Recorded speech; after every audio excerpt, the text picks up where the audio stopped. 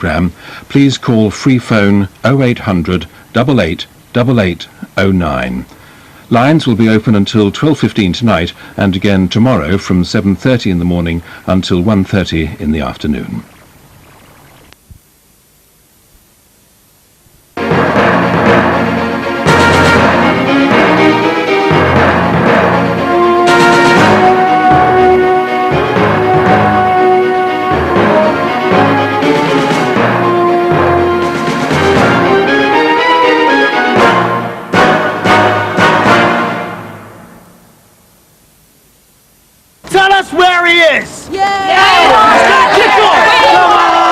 Yeovil, Somerset.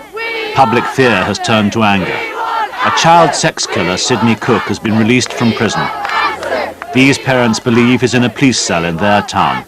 I can confirm that Sidney Cooke is in custody in the Yeovil and Somerset police area. Well, we already know that, don't we? A senior police officer is regularly visiting the man they fear. He spends a lot of time watching television. He reads the papers. He cleans his accommodation. He sends out for meals. He has his own money. And he generally busies himself living under supervision in secure accommodation. What Sidney Cooke did with his friends is every parent's nightmare, and the children share the adults' fear. We want him to go because he can pinch people and kill people. There's a horrible man going around being horrible to little children. If I go to school and he comes up to me, I just don't want him to hurt me. What I am clear about is that he is very well aware of the public reaction to him. And in fact, the distaste of the public for Mr. Cooke. He is certainly well aware of that, and obviously in some fear of that. He tells you that, does he? Oh, yes. He tells you I'm afraid of them. He is concerned by public reaction. This is the story of a ring of men who used and killed children for pleasure, and of the dark truths about child sex abuse that lie within every community.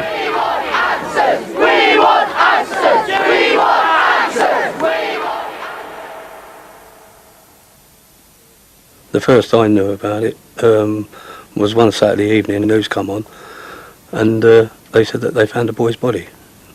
Didn't give any name. I just said some poor parents are going to go through it, you know. A body's been found, some parents are going to go through it. Didn't think it was going to be me.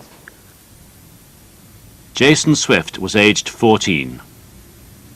He was obviously good looking from the day he was born. I'm not just saying that because he was my cousin. This is what people are saying. But no, he had a lovely feature in his face. He really did. The BBC's Crime Watch reconstructed the last days of Jason's life.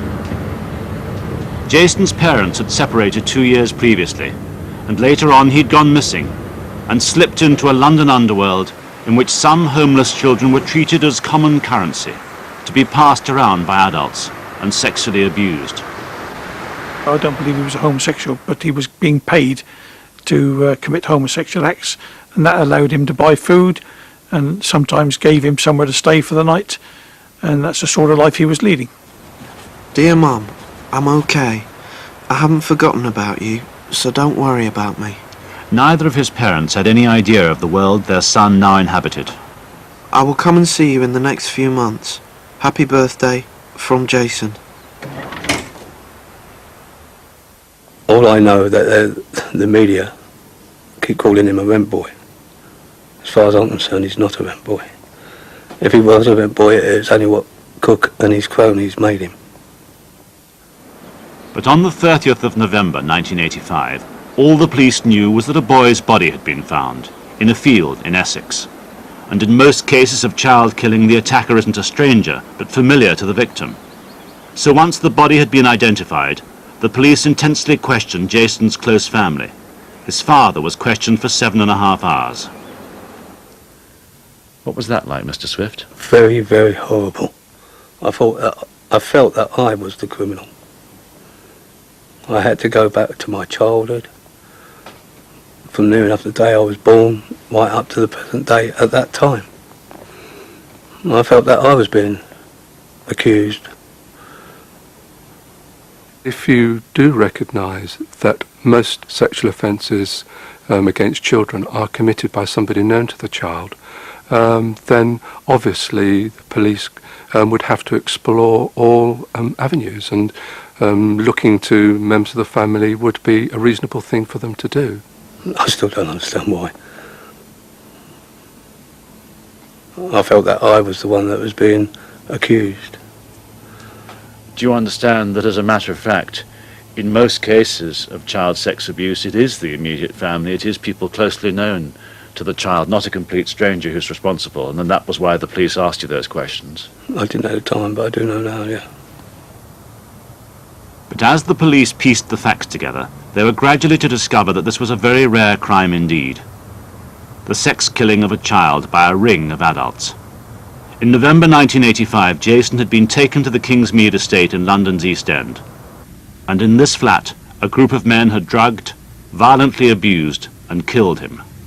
The motivation seemed to be primarily a sexual one, to get sexual gratification out of him. Jason became less than a human being, and more just an object, a rag doll that could be tossed aside when it was all over. Disposed of? Disposed of.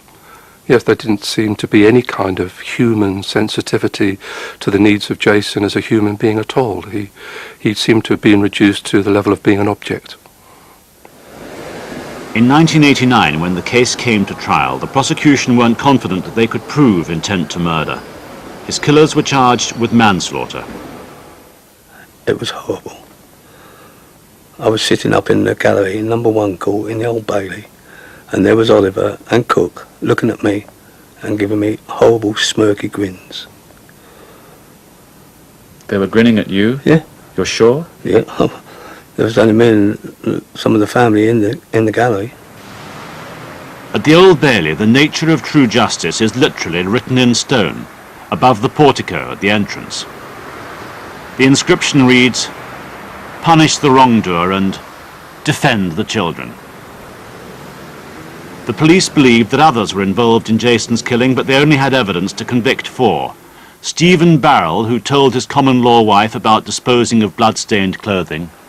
Robert Oliver, who already had convictions for sexual offences against children. Leslie Bailey, previously convicted of a violent sex attack. And Sidney Cooke, who'd been arrested immediately after serving a sentence for a previous child sex offence. The police said he was the leader of the ring. It's not right to think of a ring as being a lot of child sex molesters coming together for a convention, as it were. These are men that do have an interest in children, but it's the dynamics of the group that tend to take over. And probably the most important aspect of that is who's leading the ring. And if that man is very sadistic, if that man has fantasies that will really lead to the killing, the rest of the group will fall in with that. It's believed that 3 of those convicted of this killing, Cooke, Oliver and Bailey, had themselves been abused as children.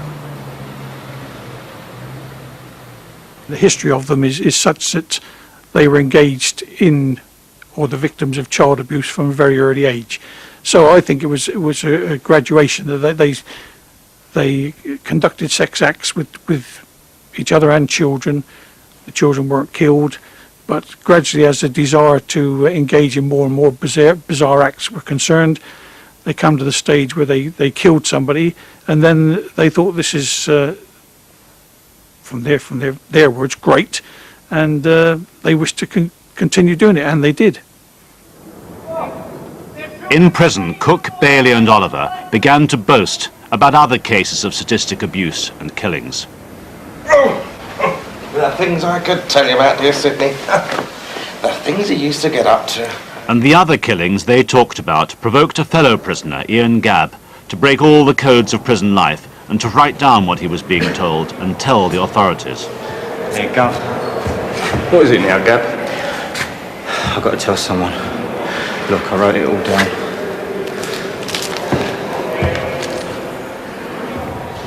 And it was unique in my experience. Although he was a sex offender, he would consider himself a heterosexual sex offender, which was different from what he was hearing when he was in prison. And I think that's what led him to coming forward in the first place.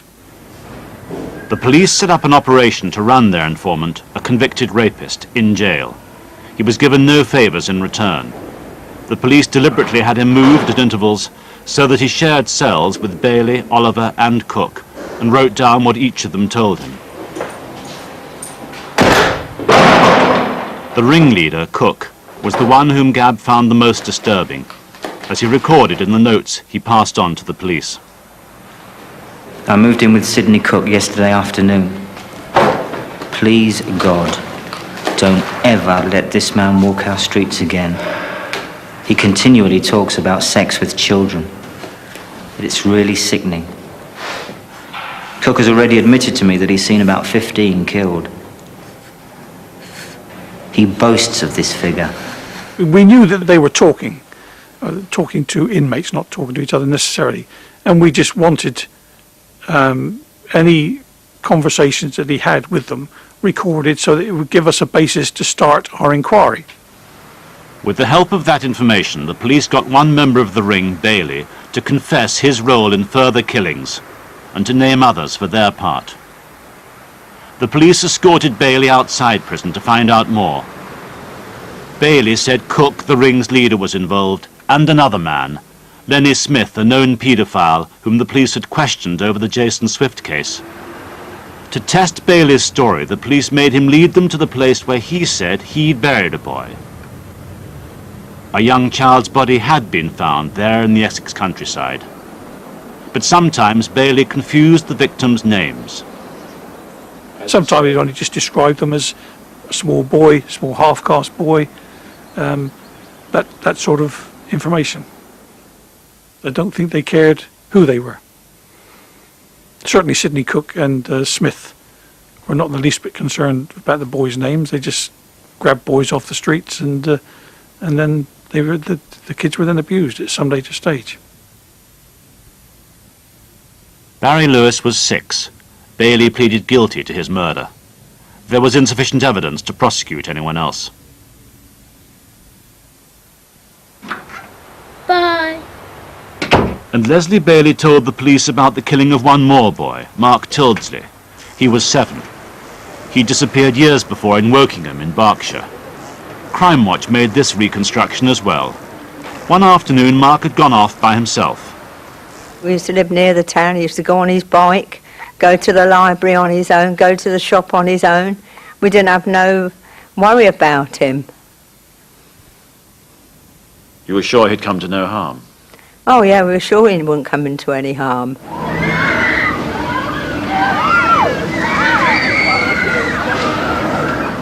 But he'd gone to the fair, and a paedophile was at the fairground, a predator, seeking a child to abduct.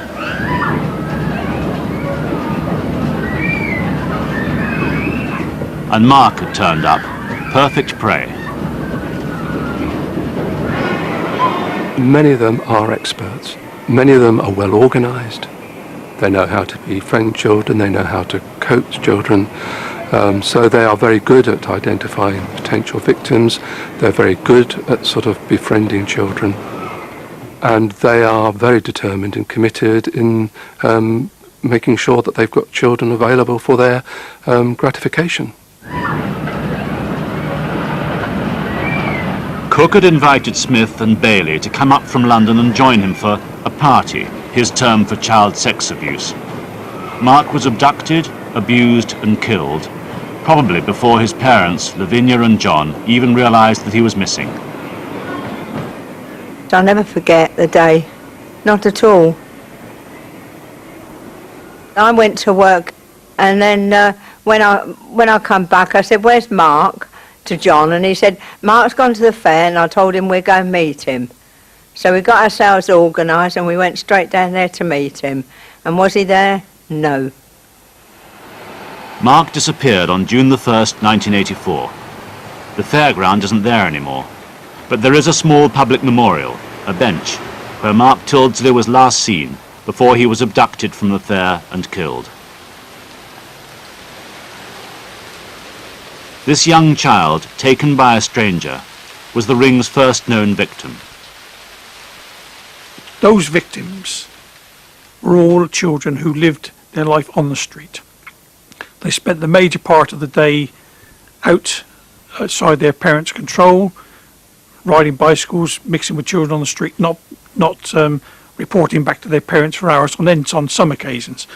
And so to prevent that sort of abuse, then you should know where your children are. Bailey pleaded guilty to the manslaughter of Mark Tildesley, but neither Cooke, who he said abducted him, nor Smith, who he said actually killed Mark, were charged. The Crown Prosecution Service thought prosecutions against them for Mark Tildesley's death would fail because they'd rely heavily on Bailey's evidence. He admitted his guilt in Mark Tildesley's murder, although he wasn't the person who actually killed him. He implicated Cooke and Smith. And they were both named in connection with Mark's death in court at Bailey's trial. Bailey told the police that Cooke led the others and disposed of Mark's body. The child's body has never been found, but the Tildesleys keep a burial place for him. And his mother pleads with Sidney Cooke. Tell the truth about their son. He does know where he's put Mark, and I'd just like to know where, so we can have a burial and just live in peace now, because we just don't know anything at all, and it's just getting too much for me now. It's a long time gone, but if he just tells us, we'd know, and we can start living our lives again. Sidney Cooke has never admitted playing a role in Mark Tildesley's killing, nor has Lenny Smith. But Smith did go to jail for another sex offence with a young child. He's still inside and due for release next year. As sex offenders in prison, the ring were in danger themselves. Bailey, convicted of 3 child killings, was murdered by 2 other inmates in this jail, Whitemore. When they killed him in prison, Leslie Bailey. I opened a bottle of plonk then, because I was so pleased that they got him. He got what he deserved. That might sound callous, but that's how I feel. He got what he deserved. In the last 5 years, a treatment programme for sex offenders has been available in 25 prisons, and the highest risk offenders are encouraged to go on it. It's designed to make offenders come to terms with what they've done. But prisoners aren't compelled to go on the programme, and about 50% refuse, including, we understand, Sidney Cooke. For those who do take part in the programme, it's currently believed that it reduces the risk of reoffending by about 1/3.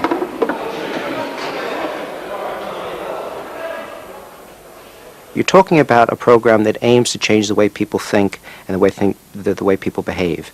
And it would be unlikely that that would have a permanent impact that would last forever. It's not like giving somebody a vaccine that all of a sudden cures them of this sort of behavior.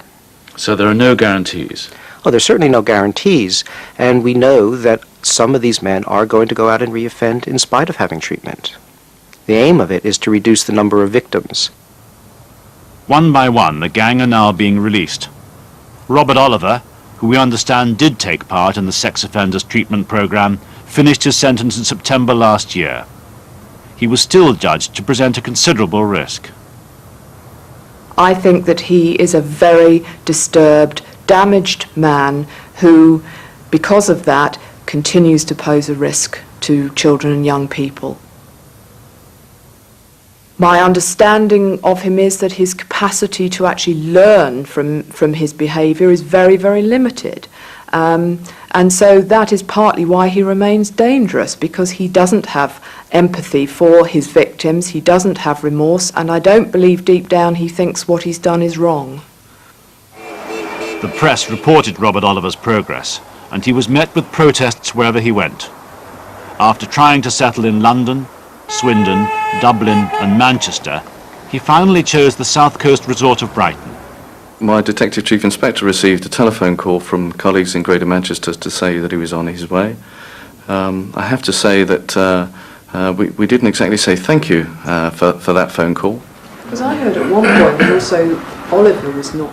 From the moment Robert Oliver got off the train, the police began a 24-hour covert surveillance operation. Or felt that a bit of freedom he should be allowed more. And all the official agencies who might now become involved met to plan strategy in Brighton Police Station.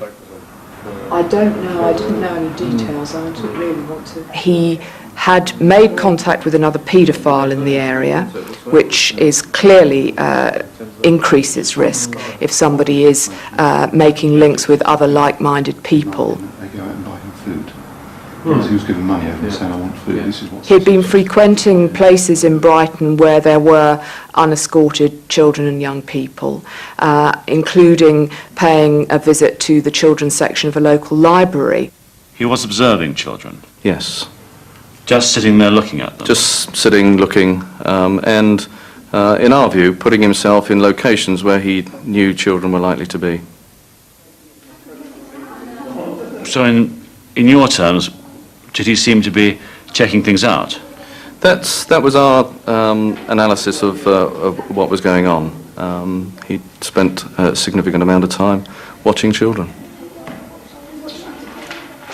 I think that those were all indications, as far as I was concerned, that he wasn't actively seeking to stay out of trouble. If anything, he was putting himself into risky situations.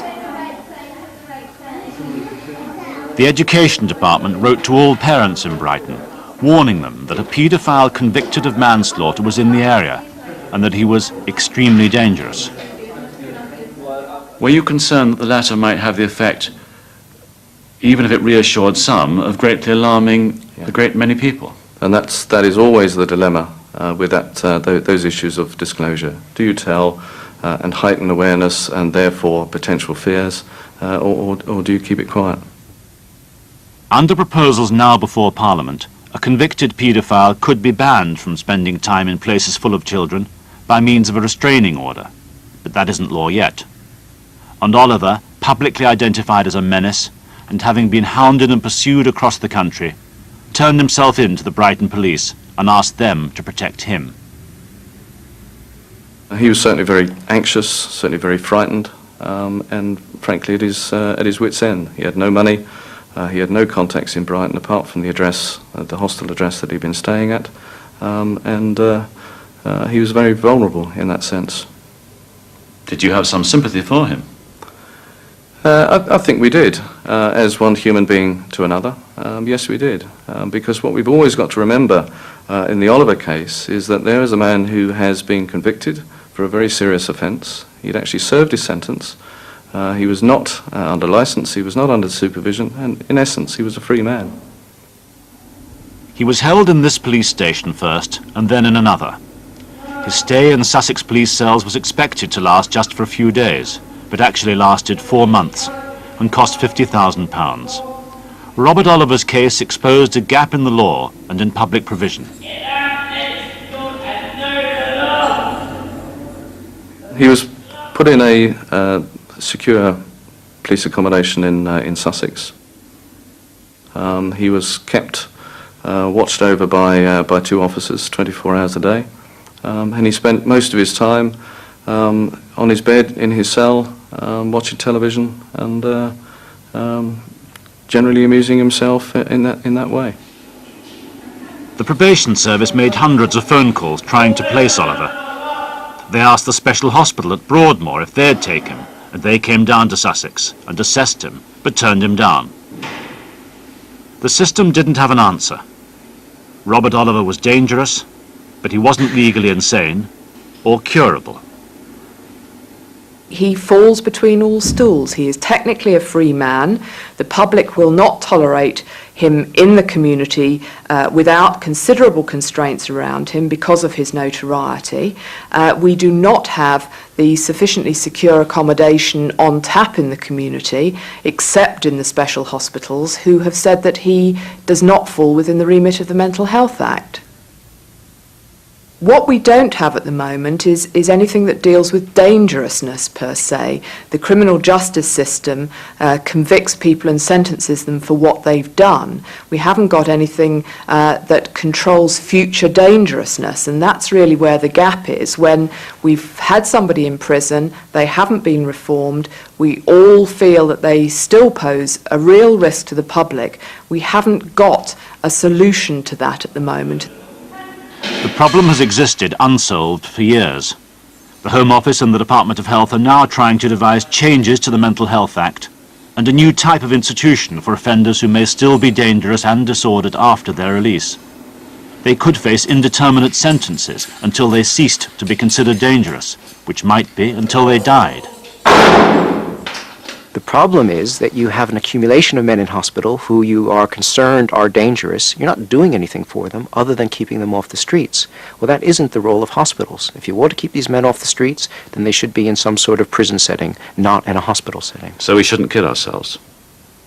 If we want to lock them up and throw away the key, fine, but that's not what your job is. If society wants to take the decision that these men should be kept off the streets, that's fine, but they should be put into prison, not into hospitals. Hospitals don't function well as prisons. Eventually, a place was found to take Oliver for the time being. This medium-secure psychiatric unit, called Blenheim House, in Milton Keynes, where he's now being assessed. It's less than 20 miles away from Northampton, where Jason Swift's cousin, Emma, lives. I just sat and cried my eyes out. I couldn't believe that he was literally half an hour up the road from my hometown. It's like rubbing a family's nose in it. I just couldn't believe it.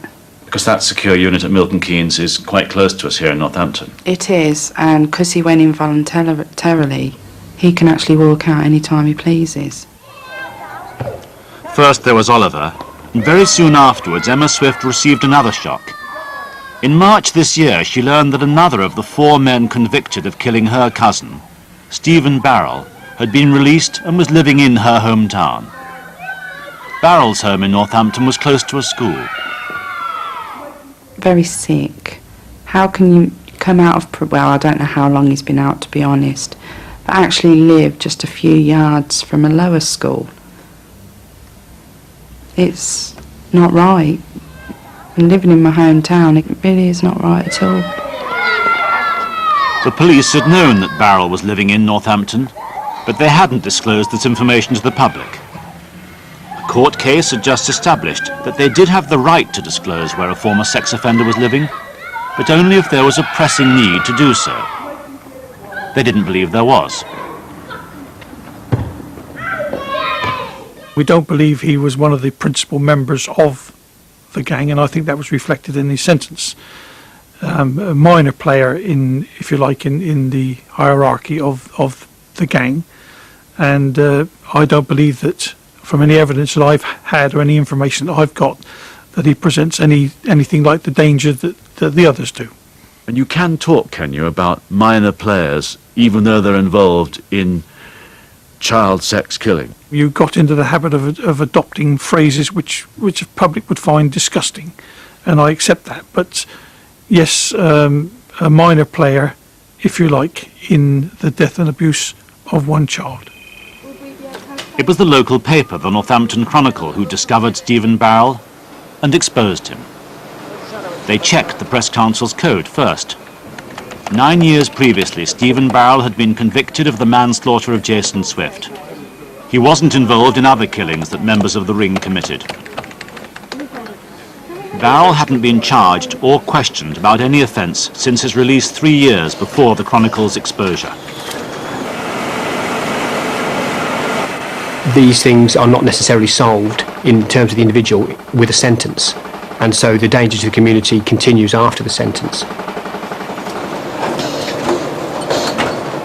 It left us having to assess whether or not we felt there was a risk to people who might read our paper and be a member of our community. Whatever the courts might have said, whatever the courts might have done, there was a bit more judging to do here.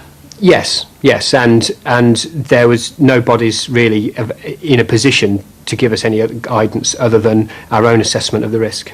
I think even the newspaper editors who are publishing will recognize that if these men then go into hiding, that they're more dangerous. And by publishing their names, if that's going to make them go into hiding, then they've done something which has actually increased risk rather than decreased it. You knew where he was before you published. Yeah. Do you know where he is now? No.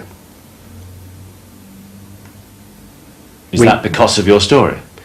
That you don't know where he is now? You knew where he was before? We knew where he was before because... So anybody else who might have wanted to know and might have needed to know where he was before would have known. You don't know where he is now? We don't know where he is now, no. No. And clearly he's moved because of our story, yes. Complete news and information. Northants 96. It's 2 o'clock, here's Nicola. Emma Swift ended the White Ribbon campaign after 14-year-old Jason Swift was... For a short time after he was splashed on the newspaper's front page, the police and probation service didn't know where Barrell, who's changed his surname, had got to either. But they do now. Response to the story was strong, and there's now a local campaign to keep sex killers behind bars for the rest of their lives. But the ones we know of, obviously Sidney Cooke and fellow friends, and other people, once they've served their sentence, to be escorted to a secure unit or some kind of mental secure unit, obviously if they're mad or not. But for all the real fear felt by campaigners, the statistics of child sex abuse are that the risk isn't normally from a predatory attack by a stranger at all.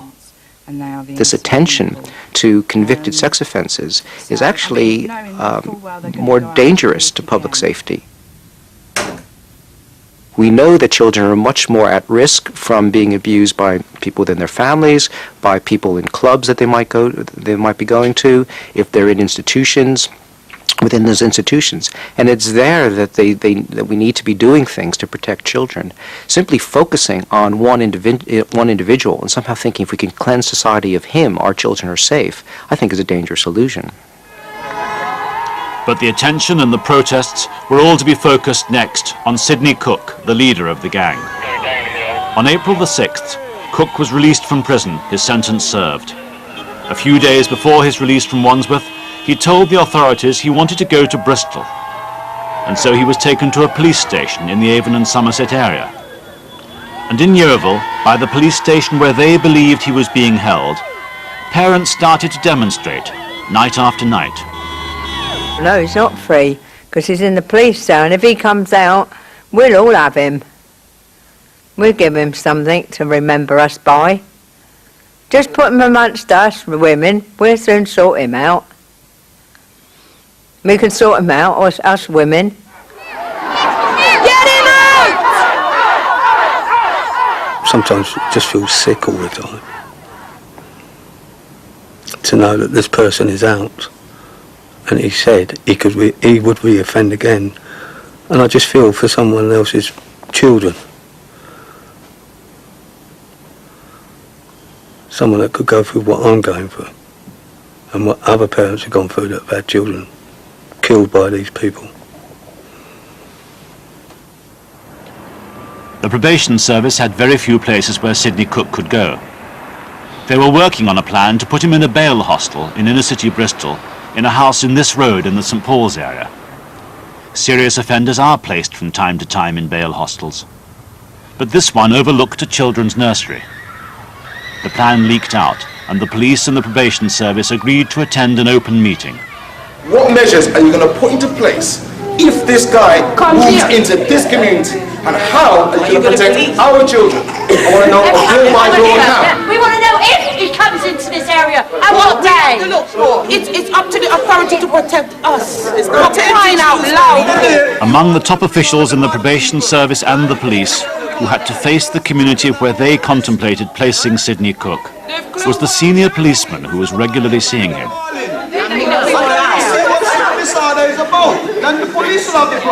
I do understand. Let me say straight away, I do care. It's no good saying that you understand. That's no good. Mr. Cooke walked through those prison gates a free man. He said he was coming to Bristol, and I know no way in which I could prevent him. You see, it's a question of choices. You make a big point on this, but would we rather he had walked through the prison gates with his release money in his pocket and gone on his own way? Is that really an acceptable choice? And what we are talking about today is, do we want these people to be managed and controlled on release, or do we want to drive them underground? The man said he's going to re-offend again, and you want to dump him in our community. That is the risk factor.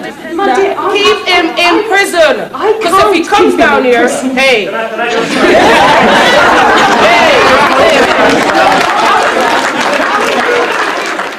We could have allocated space to house him. He could have been under total surveillance. He could have been escorted by the police outside the hostel. He could have been tagged and kept in that situation. We'd know immediately if he had left the situation, and it would have given us the potential to work very intensively to see if we could effect any change in his attitudes. Also, we need to know how you're planning to protect us. We need to know that. We very much hear what you've said. We haven't made any decisions yet. There will be another meeting later this week when we'll continue to look at solutions for this very, very difficult problem. But go back to Sidney and tell him, because he has the choice to come here if he wants to, we would like you to go to him and tell him you don't think it's a good idea for him to come here. Come on. If he comes to St. Paul's, he comes at his risk. He is well aware of the hatred which the public has for him. He certainly does not want to face the public. But what else can you do with him? What else can you do with Mr. Cooke? Are you seriously suggesting to me that he serves his prison sentence and then we lock him up again? It doesn't work like that. Society isn't like that, thank goodness. You say thank goodness? Thank goodness, yes. If a person serves their term of imprisonment, then surely it's incumbent on society to make every effort to rehabilitate this person. To rehabilitate him? Which is what? To rehabilitate and to absorb him into society. But reabsorbing child sex offenders convicted of serious crimes, even releasing them into supervised, secure accommodation, provokes fearful opposition, which Cooke in turn fears. The government says a new committee will manage things better in future. For other potentially dangerous offenders still have to be released, including Lenny Smith, the last member of the ring. And Sidney Cooke must go somewhere safe to defend the children. How can they keep him in a secure unit if he doesn't wish to stay there? They can't even keep him in the police station if he doesn't wish to stay there. He can walk out at any time. So what happens in a month, 2 months' time when the publicity has completely died down and he wishes to walk out and to meet up with the people he was formerly associated with? There's nothing to stop him.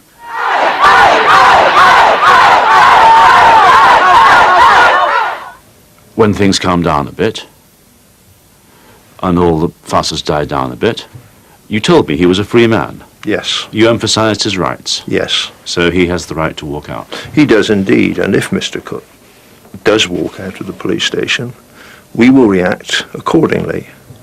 If necessary, we can put a policeman with him 24 hours a day. But we will not duck the issue. We are determined to protect the public, and community safety will and always be, above all else, our priority. In any realistic sense, could he actually walk out? Could he then? In theory, yes. In practice, no. He has nowhere else to go.